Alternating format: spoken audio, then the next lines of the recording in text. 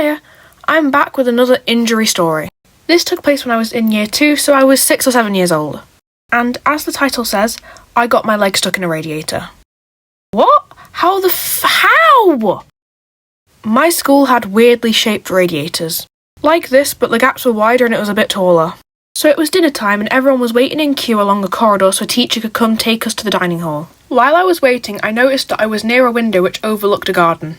Now, I wanted to look into this garden, but I was a bit too short to see out the window, so I stood on the metal pipe beneath the radiator. I was clearly destined for greatness. The radiator was on, and when it started to hurt, I attempted to pull my leg out of the radiator. But when my leg didn't move, I was absolutely terrified. I genuinely thought if I couldn't get it out, I would just become an adult in my 40s, still attached to this radiator. Again, I was clearly destined for greatness. So I started bawling my eyes out, and then when the teacher came to collect me in my class, he saw what shenanigans I'd gotten myself into. At first, he just kept telling me to get my leg out, but I think after a minute he realised that I was stuck and wasn't just being a dramatic wee nuisance like usual. So he grabbed my leg and yanked it. Naturally, it didn't work.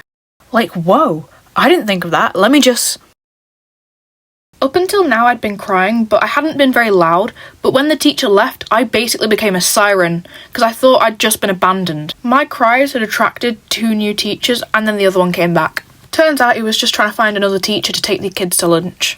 He also came back with fairy liquid. So one teacher poured fairy liquid down my leg, the other pulled on it, and a third teacher actually just gave me an iPad to try and distract me. I think Roshni told me that another teacher had called the firemen.